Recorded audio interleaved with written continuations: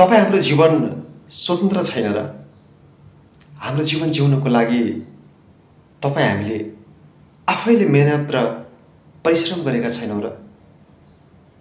तर पनि कतिपय अवस्था, कतिपय परिस्थितिमा अरूको दमन, अरूको हेपाइ र चेपाइ तपाईँ हामीले सहिरहेका हुन्छौँ।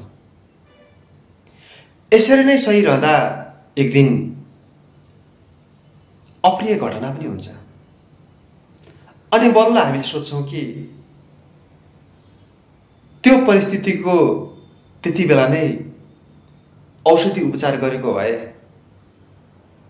आजको दिन यो देख्नुपर्ने थिएन भनेर हामीले त्यो टाइममा सोच्छौँ नि।